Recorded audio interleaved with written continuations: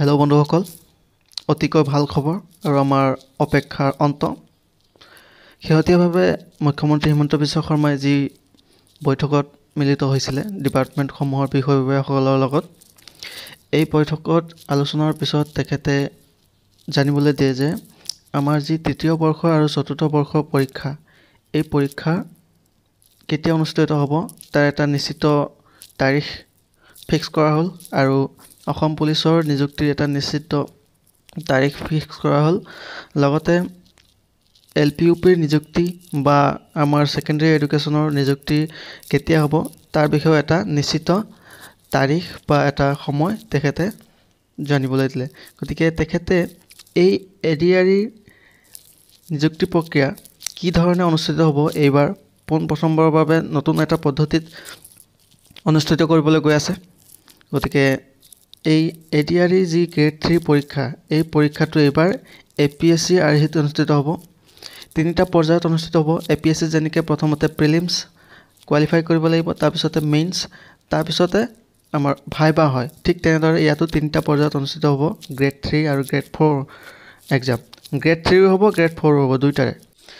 এতিয়া এই গ্ৰেড 3 আৰু গ্ৰেড 4ৰ এক্সামখিনি হ'ব আপোনাৰ গ্ৰেড 3 এক্সাম হ'ব ছেপ্টেম্বৰ মাহৰ 15 তাৰিখ, 22 তাৰিখ আৰু 29 তাৰিখ। এই তিনিটা তাৰিখত আমাৰ গ্ৰেড 3ৰ প্ৰথম পৰীক্ষাটো অনুষ্ঠিত হ'ব। প্ৰিলিমছ বুলি ক'ব লাগিব তাক। প্ৰিলিমছ পৰীক্ষাটো আমাৰ 15 ছেপ্টেম্বৰ, 22 ছেপ্টেম্বৰ আৰু 29 ছেপ্টেম্বৰত অনুষ্ঠিত হ'ব।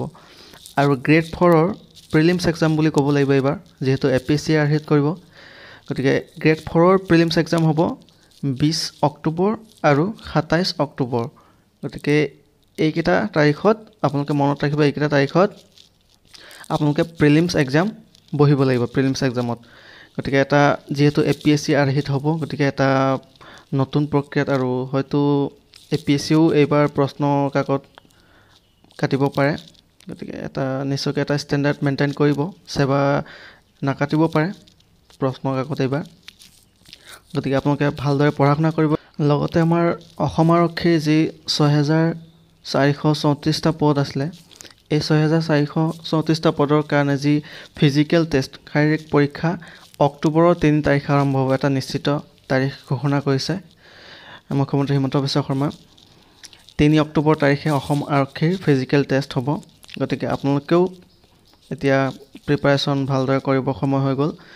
গতিকে এটা নিশ্চিত তাৰিখ আহিল। লগতে আমাৰ যি LP আৰু UPৰ নিযুক্তিৰ প্ৰক্ৰিয়া, কেতিয়াবা ইয়াৰ আবেদন প্ৰক্ৰিয়া শেষ হ'ল, কিন্তু এতিয়ালৈকে মেৰিট লিষ্ট ওলোৱা নাই। আৰু মুখ্যমন্ত্ৰী হিমন্ত বিশ্ব শৰ্মাই এই সন্দৰ্ভতো কিছু আভাস দিছে। LP-UPৰ নিযুক্তি প্ৰক্ৰিয়াও অতি সোনকালে সম্পন্ন হ'ব বুলি তেখেতে জানিব দিছে। আৰু অহা 2025 চনৰ প্ৰথম ভাগতেই ইয়াৰ এপইণ্টমেণ্টসমূহ বিতৰণ কৰিব পৰাকৈ সকলো কামখিনি চলাই নিবৰ কাৰণে বিভাগক নিৰ্দেশ দিছে। গতিকে LP-UPৰো নিযুক্তিৰ প্ৰক্ৰিয়াৰ যি এপইণ্টমেণ্ট কেতিয়া বিতৰণ কৰিব বা এই নিযুক্তি প্ৰক্ৰিয়া কেতিয়া সম্পন্ন হ'ব তাৰো এটা মুখ্যমন্ত্ৰীয়ে নিশ্চিত এটা আভাস দিছে। লগতে যি ছেকেণ্ডেৰী এডুকেশ্যনৰ নিযুক্তি প্ৰক্ৰিয়া, হাইস্কুল, হায়াৰ ছেকেণ্ডেৰী, সেই ক্ষেত্ৰত অকণমান পলম হ'ব বুলি কৈছে তেখেতে। কি কাৰণে পলম হ'ব, যে আগতে স্কুলবিলাকত, হাইস্কুলবিলাকত ছায়েন্স টিচাৰ আছিলে, কিন্তু এতিয়াৰ পৰা পোনপ্ৰথমবাৰৰ বাবে এতিয়া মেথছ টিচাৰৰ পষ্ট ক্ৰিয়েট হ'ব। এতিয়া ছায়েন্স টিচাৰৰ লগতে এতিয়া মেথছ টিচাৰো এটা নতুনকৈ পদ সৃষ্টি হ'ব স্কুলবিলাকত, আৰু তাৰ বাবে কিছু সময়ৰ প্ৰয়োজন হ'ব। সেইবাবে ছেকেণ্ডেৰী এডুকেশ্যনৰ যি নিযুক্তি প্ৰক্ৰিয়া অকণমান পলম হ'ব। তথাপিও তেখেতে জানিব দিছে যে এই যি ছেকেণ্ডেৰী এডুকেশ্যনৰ নিযুক্তি প্ৰক্ৰিয়া, হাইস্কুলৰ নিযুক্তি প্ৰক্ৰিয়া, এই সকলোখিনি নিযুক্তি প্ৰক্ৰিয়া তেখেতে অহা বহাগ বিহুৰ আগে আগে সম্পন্ন কৰাৰ এটা প্ৰতিশ্ৰুতি দিছে। গতিকে এটা ভাল খবৰ যে ADRE গ্ৰেড 3 আৰু গ্ৰেড 4, লগতে আছাম পুলিচ, লগতে অসম টেটৰ LP-UPৰ আৰু ছেকেণ্ডেৰী এডুকেশ্যনৰ নিযুক্তি প্ৰক্ৰিয়া, সম্পূৰ্ণ এই নিযুক্তি প্ৰক্ৰিয়াৰ এটা তেখেতে যি সকলোবোৰ কেণ্ডিডেটে যিখিনি অপেক্ষা কৰি আছিলে, তেওঁলোকক এটা নিশ্চিত তাৰিখ প্ৰদান কৰি এটা নিশ্চিতি প্ৰদান কৰিছে মুখ্যমন্ত্ৰী হিমন্ত বিশ্ব শৰ্মাই। গতিকে মই ডেটসমূহ আকৌ এবাৰ আপোনালোকক জনাই দিছোঁ যে ADRE গ্ৰেড 3 পৰীক্ষা অনুষ্ঠিত হ'ব ছেপ্টেম্বৰ মাহৰ 15 তাৰিখে 22 তাৰিখে আৰু 29 তাৰিখে আৰু এডিআৰিৰ গ্ৰেড 4ৰ এক্সাম অনুষ্ঠিত হ'ব অক্টোবৰ মাহৰ 20 তাৰিখে আৰু 27 তাৰিখে আৰু অসম পুলিচৰ যি ফিজিকেল টেষ্ট এই ফিজিকেল টেষ্টসমূহ অনুষ্ঠিত হ'ব 3 অক্টোবৰ তাৰিখে মনত ৰাখিব 3 অক্টোবৰত অসম পুলিচৰ যি শাৰীৰিক পৰীক্ষা সেয়া অনুষ্ঠিত হ'ব আৰু এলপিইউপিৰ নিযুক্তি প্ৰক্ৰিয়া অহা 2025 চনৰ প্ৰথম ভাগতেই সম্পন্ন হৈ যাব আৰু সেকেন্ডাৰী এডুকেশ্যনৰ যি নিযুক্তি প্ৰক্ৰিয়া এইসমূহো 2-1 মাহ পিছুৱাই যাব পাৰে বুলি জনাইছে আৰু সেয়া বহাগ বিহুৰ আগে সম্পন্ন কৰাৰ তেখেতে এটা প্ৰতিশ্ৰুতি নিশ্চিতি প্ৰদান কৰিছে গতিকে আৰু এটা নতুন খবৰ হ'ল যে এইবাৰ যি গ্ৰেড 3 আৰু গ্ৰেড 4 এক্সাম কিন্তু এপিএছচিৰ আৰ্হিত অনুষ্ঠিত হ'ব প্ৰথমতে আপোনালোকে প্ৰিলিমছত কোৱালিফাই কৰিব লাগিব আৰু প্ৰিলিমছ কোৱালিফাই হোৱাৰ পিছত আপোনালোকৰ মেইনছত আকৌ এটা টেষ্ট হ'ব মেইনছত কোৱালিফাই হোৱাৰ পিছত আপোনালোকৰ ভাইবা হ'ব আৰু তাৰ পিছত আপোনালোকৰ নাম মেৰিট লিষ্টত প্ৰকাশ পাব গতিকে এটা তিনি খলপীয়া এই নিযুক্তি প্ৰক্ৰিয়া অনুষ্ঠিত হ'ব গ্ৰেড 3 হ'ব গ্ৰেড 4 দুইটাৰে হ'ব গতিকে নিশ্চয়কৈ এইবাৰ পৰীক্ষাৰ এই নিযুক্তি প্ৰক্ৰিয়া অকমান জটিল হ'ব গতিকে আপোনালোকৰ মাজত এটা কম্পিটিশ্যনৰ নিশ্চয়কৈ এটা বৃদ্ধি পাব যেহেতু ভাইবালৈকে আপোনালোকে কম্পিটিশ্যনত থাকিব লাগিব গতিকে আপোনালোকে সম্পূৰ্ণভাৱে এতিয়া প্ৰস্তুত হ'বৰ হ'ল যিহেতু সময় বেছি নাই জুলাই গৈ আছে শেষৰ জুলাই পিছত আগষ্ট আৰু ছেপ্টেম্বৰ বেছি সময় নাই ধৰি লওক আপোনালোকৰ 2 মাহ সময় আছে এই 2 মাহৰ সময়ৰ ভিতৰত আপোনালোকে সম্পূৰ্ণভাৱে আপোনালোকে নেৰানেপেৰাকৈ আপোনালোকে প্ৰিপাৰেশ্যনত লাগি যাব লাগিব গতিকে আপোনালোকক শুভেচ্ছা জনালোঁ আপোনালোকক এটা নিশ্চিত প্ৰদান কৰিছে যে নিশ্চিত এটা ডেট আপোনালোকৰ কাৰণে প্ৰকাশ কৰিছে ডক্টৰ হিমন্ত বিশ্ব শৰ্মা ছাৰে গতিকে আপোনালোকে এটা নিশ্চিত ডেট পাই গ'ল এতিয়া আপোনালোকে প্ৰিপাৰেশ্যন কৰাৰ সময় মুখ্যমন্ত্ৰী ডক্টৰ হিমন্ত বিশ্ব শৰ্মাই এই নিযুক্তি সন্দৰ্ভত কি কৈছে আপোনালোকে নিজে শুনি লওকচোন বানপানীৰ সাহায্য অভিযানৰ লগে লগে চৰকাৰখনৰ আন কামবিলাকো যাতে সমান্তৰালভাৱে চলাই ৰাখিব পাৰোঁ তাৰ বাবে আজি মই নিযুক্তি সম্পৰ্কীয় কেইবাখনো গুৰুত্বপূৰ্ণ বৈঠকত অংশগ্ৰহণ কৰিছিলোঁ য'তে মই যাওঁ তাতে আমাৰ আৰক্ষীত আবেদন কৰা ল'ৰা ছোৱালীসকলে মোক সুধি থাকে যে দাদা মামা পুলিচৰ ফিজিকেল ইণ্টাৰভিউ কেতিয়াৰ পৰা আৰম্ভ হ'ব আমি অসম পুলিচত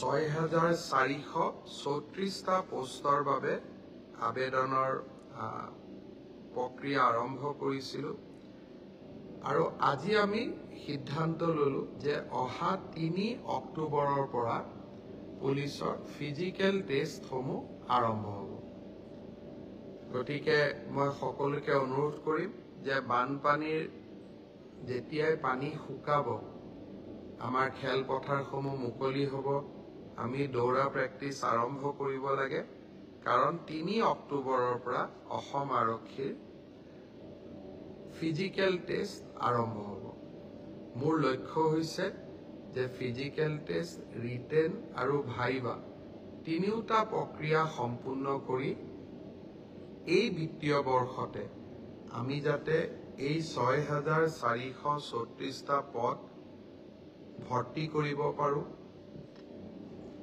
এটা সুন্দৰ নিযুক্তি প্ৰক্ৰিয়াৰ মাজেৰে ল'ৰা ছোৱালীক নিযুক্তি দিব পাৰোঁ আৰু তাৰ লগে লগে 2025 চনৰ বাবে আকৌ এবাৰ নিযুক্তি প্ৰক্ৰিয়া আমি যাতে আৰম্ভ কৰিব পাৰোঁ বিভিন্ন স্থানত গলে ছাত্ৰ ছাত্ৰীসকলে এডিআৰিৰ পৰীক্ষাসমূহ কেতিয়া অনুষ্ঠিত হ'ব সেই বিষয়েও মোক প্ৰশ্ন কৰে আজি আমি সেই বিষয়েও এখন বৈঠক কৰিছিলোঁ এডিআৰিৰ আসাম ডাইৰেক্ট ৰিক্ৰুটমেণ্ট এক্সামিনেশ্যন যাক আমি চমুকৈ এডিআৰি বুলি কওঁ এডিআৰিৰ গ্ৰেড 3 পোষ্টসমূহৰ পৰীক্ষা 15, 22 আৰু 29 ছেপ্টেম্বৰত অনুষ্ঠিত হ'ব মই আকৌ এবাৰ কৈছো যে গ্ৰেড 3 পোষ্টসমূহৰ বাবে ইণ্টাৰভিউ 15, 22 আৰু 29 ছেপ্টেম্বৰত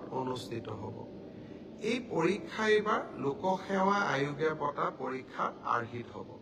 প্ৰথমতে প্ৰিলিমিনাৰী পৰীক্ষা হ'ব, তাৰ পিছত মেইনছ হ'ব, আৰু মেইনছৰ পিছত আমি ভাইভা প্ৰক্ৰিয়াৰ মাজেৰে আমি সমগ্ৰ ইণ্টাৰভিউ প্ৰক্ৰিয়াটো সমাপ্ত কৰিম।